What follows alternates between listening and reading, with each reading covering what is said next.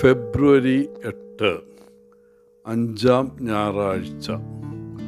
മത്തായി 5:13 മുതൽ 16 വരെ വാക്യങ്ങൾ.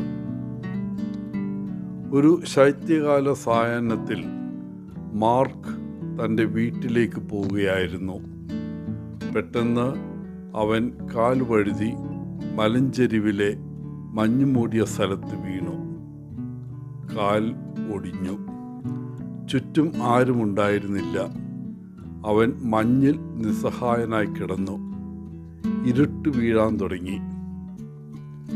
അവൻ വഴുതി വീഴുന്നതിന് തൊട്ടു മുമ്പ് ഒരു സിഗരറ്റ് കത്തിക്കാൻ ആഗ്രഹിച്ചു. അവൻ്റെ കയ്യിൽ ഒരു പുതിയ സിഗരറ്റ് ലൈറ്റർ ഉണ്ടായിരുന്നു. അതിൽ ഏറ്റവും പുതിയ എല്ലാ സാങ്കേതിക അലങ്കാരങ്ങളും ഉണ്ടായിരുന്നു. അതിലൊരു ചെറിയ വിളക്ക് പോലും ഉണ്ടായിരുന്നു. ആ ലൈറ്റർ അദ്ദേഹത്തിൻ്റെ മകൻ അയാൾക്ക് നൽകിയപ്പോൾ അത് അർത്ഥശൂന്യമായ ഒരു ആഡംബരമാണെന്ന് അയാൾ പറയുകയുണ്ടായി.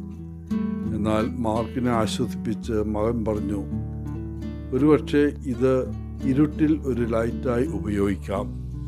എവിടെയെങ്കിലും എപ്പോഴെങ്കിലും ഇതിൻ്റെ ആവശ്യം വന്നേക്കാം. മാർക്ക് തൻ്റെ മരവിച്ചുപോയ വിരലുകൾ കൊണ്ട് ആ ചെറിയ ലൈറ്റ് ഓണാക്കാൻ ശ്രമിച്ചു. പക്ഷേ അത് അവൻ്റെ കയ്യിൽ നിന്ന് വഴുതി വീണ് കുന്നിൻ മുകളിൽ നിന്ന് 2 മീറ്റർ താഴേക്ക് ഉരുണ്ടു.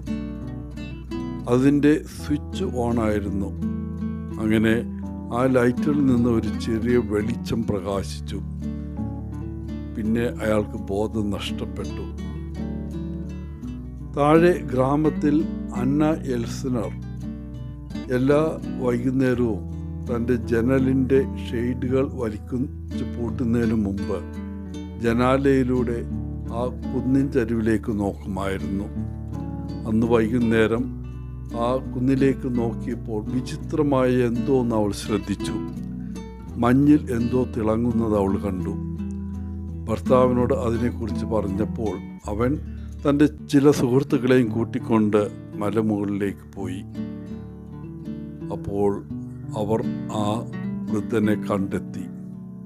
അപ്പോൾ അവന് ജീവനുണ്ടായിരുന്നു. അവൻ്റെ അരികിൽ തിളങ്ങുന്ന ചെറിയ ബൾബുമായി. ആ ബൾബ് തൻ്റെ ഉദ്ദേശ്യം നിറവേറ്റി. ഇന്നത്തെ സുവിശേഷത്തിൽ യേശു തൻ്റെ ശിഷ്യന്മാരോട് പറയുന്നു, അവർ ഭൂമിയുടെ ഉപ്പും ലോകത്തിൻ്റെ വെളിച്ചവുമാണെന്ന്. ലോകത്തിൻ്റെ വെളിച്ചമായ യേശുവാൽ നാം പ്രബുദ്ധരായതിനാൽ നമ്മൾ ഓരോരുത്തരും ലോകത്തിനൊരു വെളിച്ചമാണ്. നമ്മിലുള്ള വെളിച്ചം നമ്മുടേതല്ല, മറിച്ച് അവൻ്റെ വെളിച്ചത്തിൻ്റെ, ദൈവത്തിൻ്റെ വെളിച്ചത്തിൻ്റെ പ്രതിഫലനമാണ്. ദൈവം വെളിച്ചമാണ്, അവനിൽ ഇരുട്ടില്ല. ഉപ്പിൻ്റെ പ്രതിച്ഛായ വ്യക്തമാണ്. ഉപ്പില്ലാതെ പാകം ചെയ്ത ഭക്ഷണം രുചിയില്ലാത്തതും തീർത്തും വിരസവുമായിരിക്കും.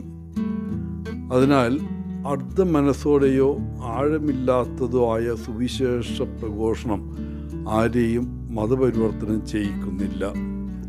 സുവിശേഷ സന്ദേശം എപ്പോഴും മൂർച്ചയുള്ളതും വെല്ലുവിളി നിറഞ്ഞതുമായിരിക്കണം.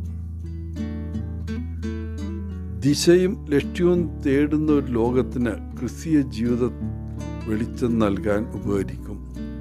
യേശുവിൻ്റെ അനുയായികളുടെ നല്ല ജീവിതം വ്യക്തികളായ ക്രിസ്ത്യാനികൾക്കപ്പുറം ചില മനുഷ്യരെ ദൈവത്തിലേക്ക് നോക്കാൻ ആത്മാർത്ഥമായ അന്വേഷകരെ പ്രേരിപ്പിക്കുന്നു. പ്രിയപ്പെട്ടവരെ, യേശുവിൻ്റെ ശിഷ്യന്മാരായ നാം ഭൂമിയുടെ ഉപ്പും മനുഷ്യരാശിക്ക് വെളിച്ചവുമാകണം.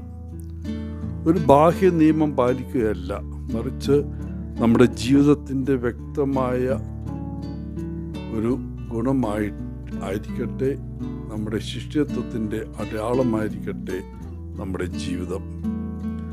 എല്ലാവർക്കും നല്ലൊരു ദിനം ആശംസിച്ചുകൊണ്ട് ഒത്തിരി സ്നേഹത്തോടെ പോളച്ചൻ, CSSR ഫ്രം കേരള.